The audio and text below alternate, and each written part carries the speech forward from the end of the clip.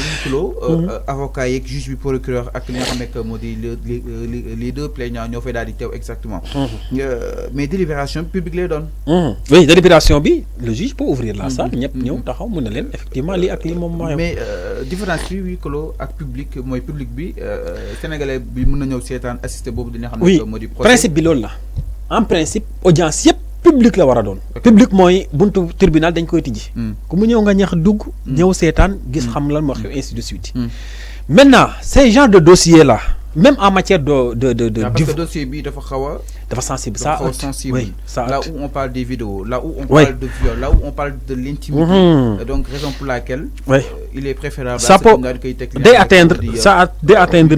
day atteindre suñu mœurs donc pour protéger ça et que l'honneur également des deux personnes en question parce que Ousmane Sonko kilifa la Adji Sarr aussi kilifa la mën na jur façon doomi aadama bu ne Ousmane Sonko ay doomam kenn xamul lu mu doon te kenn bëggul nag sa papa nekk tribunal ñu koy naan moo def lii moo def lële donc pour éviter ça et pour garantir pour sauver leur honneur le juge demande à ce que la salle soit fermée dañ koy tëj ba ñu pare lépp ba mu des délibéré ñu ubbi ñu jox délibération bi comme ni ñu koy defee bac fi président jury au bac di toogee di calculer Fallou moo jël premier du centre diw moo jël deuxième mais étudiant élève du fa nekk mais bu paree nag ba délibéré day ñëw nodd premier du centre Fallou Sylla dernier du centre Massamba Mademba excès yi jël nañ def ñi jël nañ deuxième tour donc c'est comme ça que ça se passe c'est la même chose maintenant différence entre huis clos et audience publique loolu la huis clos c'est au juge d'en décider pour des situations particulières loi moom moo ko may mu ne di audience bi kat huis clos lay doon loolu il applique l'exception parce que le principe c'est audience publique c'est ça la différence en matière également de divorce day am ñaari époux yoo xam ne dañuy divorcer te lan lay tax ñuy divorcer bëgguñu ñu bëri xam ko même leur avocat peut demander au juge à ce que l'audience se fasse à huis clos donc bu demee ba desul lu dul délibéré diggante Massamba ak Ndeye Khady kat ñu ngi tas seen sëy lii parce que loolu en fait le juge peut ouvrir la salle à ce que tout le monde vienne assister mais en fait dans des dates de procès et que man gëm naa ne sax procès Ousmane Sonko Adji Sarr huis clos lay doon man gëm naa loolu.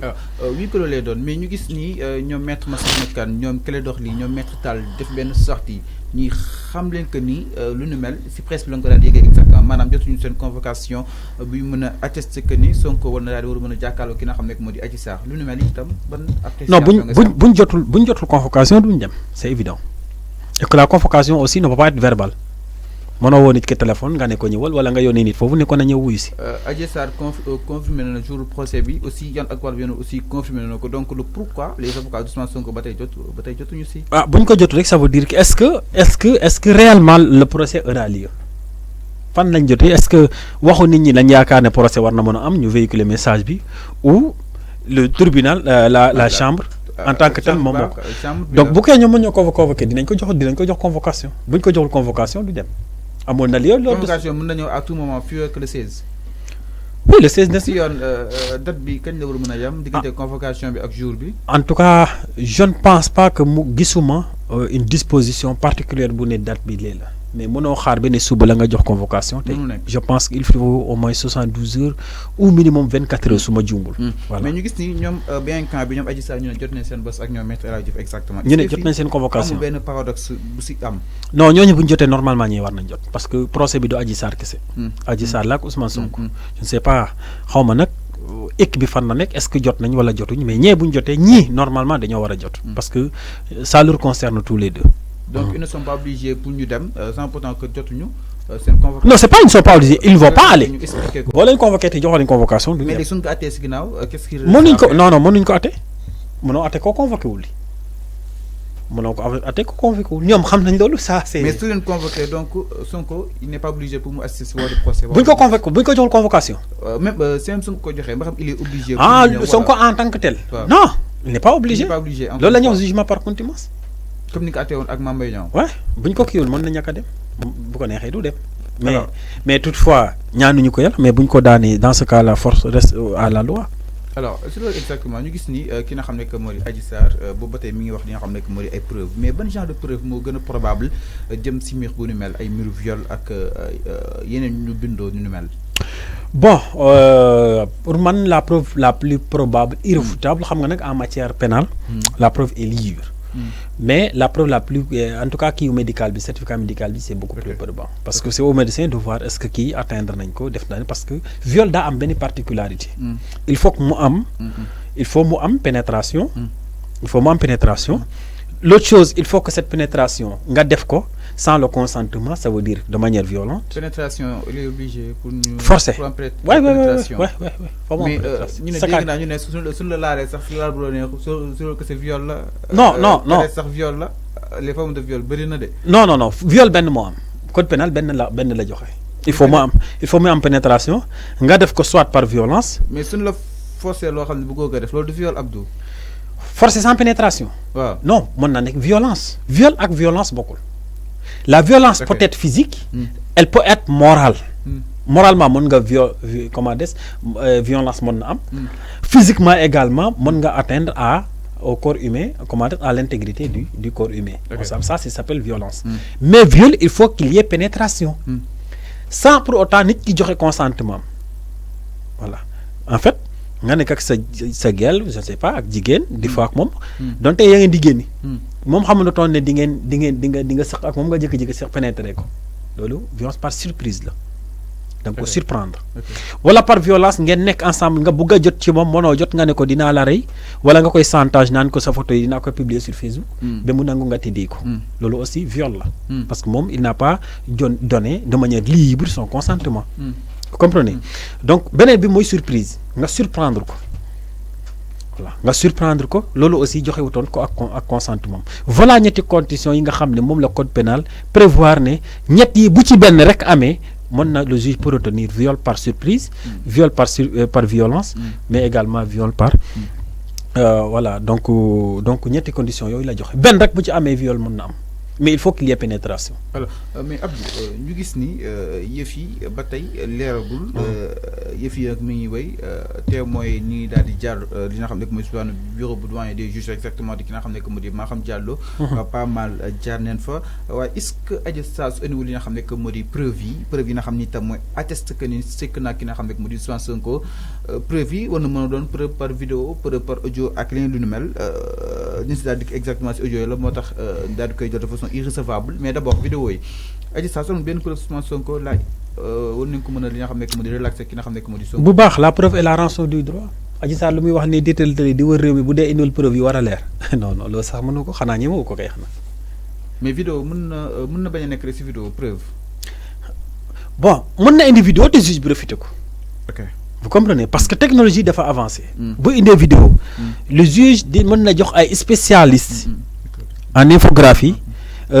lolu ay vidéo yi ñom ñu étudier ko ba xam est-ce que li du montage est-ce que c'est vidéo bu réel là le juge peut faire ça vous comprenez maintenant bu démé ba rendre compte effectivement vidéo yi sont fiables juge mën na retenir vidéo bobu comme preuve mën na ko la wax comme mën na ko bañ voilà donc le fait de retenir ou de refuter une preuve vidéo yi doxul won salon de massage donc Adji Sarr fan la wara mëna jël yoy de li nga xamné ko modi vidéo est-ce que nekul waaw xam nga nak procès bi mom dafa bëri ay thèse yo xamné kenn xamul bopp beeg tank motax man sax duma ti ñëmé wax lu dul droit man chaque jour damay yem rek li nga xamné fu loolu la yoon wax parce que lay wax ci réseaux sociaux yépp concerne wul juge voilà képp ko gis la plupart di wax ne ko fa xamoo lan mo xew motax mané nit ñi nañ ci mandu c'est trop nga tok sa nek xol mbir mi nga ne wuyé faro président Ousmane Sonko tax nga ne mom moko tay mom mo fa dem mom mo def li mom mo violé té dala woru la ci donc il faut que ñu am béni raison garder par rapport à ce genre de situation ken xamul niñ mand rek ba xam le 16 inchallah yalla soti ndox bu sedd ci procès bi mu jall après voilà quoi on continue sur autre chose mais yenn yi tuuma yek yenn yi sorti yep pour man mën na ñak en fait parce que ken xamul mais Abdou en quoi ce procès pourrait entacher li nga xamné que modi les droits civiques d'Ousmane Sonko manam procès bi naka la wara mëna xagné ki nga xamné que modi Sonko pour mu venir bok ci ay échéance buñ ko condamné buñ ko si ñaata wër wala amane non amul wër condamnation crime amul wër su wàccee rek wàcc na non boobu da ngay tëdd à moins parce que crime 10 ans la jëmee jël kam crime mënuñ la condamner sax 5 ans mënu nekk crime la 10 ans la jëlee dem kaw donc 30 ans perpétuité donc foofu noonu te yàlla na bu mu am mukk ci àdduna. mais xam na loolu benn affaire ay kirim 10 ans jëm kaw. aussi ma ni Ousmane Sonko beneen Sénégal la ñuy wax xëy na waxati Sénégal bi. waaw loolu laa lay wax moo tax ma ñaan ma ne yàlla na loolu bu mu am mukk ci àdduna nañ daal nañ xoolaat. su fekkee soupçon yi ñuy am de plus en plus Ousmane Sonko peut-être ça pouvait lui être fatal. oui très fatal très fatal. mais man daal rafet naa njortu na loolu du am parce que damaa bokk ci ñu gëm ne Sonko. mais est-ce que possible na ñu relaxer ko ba pare wala comme sax ñu bàyyi ko ñu li nga xam ne que moo di condamné ko maanaam mu tëdd peine boo xam ne itam peut-être du ko tëdd ci kaso bi. jànguma loolu de te it yaakaaruma ko. donc Sonko suñ ko reconnaître coupable il est obligé pour mu dem tëdd plus de 10 ans jëm kaw. way crime loolu la un crime moom boo ko kiyee. la peine minimum c'est 10 ans. Minimum voilà. La peine minimum c'est 10 ans. Ouais. La peine minimum c'est 10 ans. Maintenant, je ne sais pas par rapport à la pratique judiciaire et tout ça, ndax am nañ benen kii bu ñu. Mais est-ce que des fois aussi mën nañ tenir en compte li nga xam ne la situation du pays pour ñu war a mën a. Oui, il y a toujours des situations aggravantes, il y a des situations atténuantes aussi. Donc et que man si j'étais à la place du juge dina atténuer la situation ak ni ma ko mënee. Parce que aussi un procès day toll foo xam ne dootul concerner kese les deux parties. Mais population bi tamit dañ ci impliqué wu. Donc l'implication de la population le juge da ko war a bàyyi xel même buy rendre décision bu ko defee rek dina mën a am indi jàmm ci réew mi dina mën a soulager lu bëree bëri. te man gëm naa ne loolu la juge bi di def. alors suñ ko attee suñ ko su déposé li nga xam ne que moo di appel lu nu mel donc peut-être appliqué sans pourtant que appel bi jeexul exactement te lu nu mel en attendant élection 2024 mën na fay ne ba mu mën a déposé mu mën a bokk si li nga xam ne que moo di yow échéance. ok Sonko bu projet buñ la condamné. Décision buñ la condamné day nekk en cours. Même boo defee appel. Décision boobu da nga koy consommer. Je vous donne un exemple. mais Mame Mbaye Niang lu tax ñu ne procès am ak Sonko li ñu àtte Sonko yëf yi da nga koy mettre en suspense en attendant. Non parce que Sonko tëddul boo waroon tëdd day tëdd. sursis lañ ko condamné di. mais xaalis bi. non en fait dama ne Sonko. tëddul. bu fekkoon dañ ko daa war a tëdd. day dem tëddi. Deuxièmement, les deux procès ne sont pas les mêmes. Comprendre nga parce que procédure pour ñu àtte nit ci wàllu crime mën na dem durer bi 5 ans 10 ans sax mën na ko durer. Vous comprenez? Maintenant quant au délit, il y a un délai très court boo xam ne même pour faire appel et tout ça on te donne un délai de 30 jours. Donc pour te dire que tout est limité dans le temps et dans l'espace. Bokkul mais fii buñ la condamné da ngay dem tëdd maintenant boo lancé appel. ñu àttewaat gis ne kat le premier juge bi nga xam ne dafa àtte. Peut-être dafa commettre une erreur judiciaire wala appliqué wul bu baax la loi. ñu daal di gis ne kat yow au lieu nga juumoo ñëw dañoo juum sa kaw. dans ce cas là bu fekkoon yaa ngi kaso da ngay génne. maintenant s'il y a lieu maintenant yow nga saisir le juge. pour que ñu àtte la en civil pour des dommagements là aussi ça te concerne. mooy li ñu la wax léegi Ousmane Sonko est-ce que bu demee ñu àtte ko juge bi gis ne deful dara laalewul jegewul. est-ce que mën na attaquer Adji Sarr ma ne ankay mën na ko attaquer. Réparation de dommages et intérêts. Tu as atteint à l'honneur, à la morale, à la personnalité, tout ça. Donc, li koy Mame Mbaye Niang di toppee moom mën na ko toppee après Adji Sarr jëm soit diffamation ak calomnie. Oui, tout ça mën na ko topp. Mais ça, c'est dans le terrain de la responsabilité, sur le terrain de la responsabilité civile. Responsabilité civile pour réparation.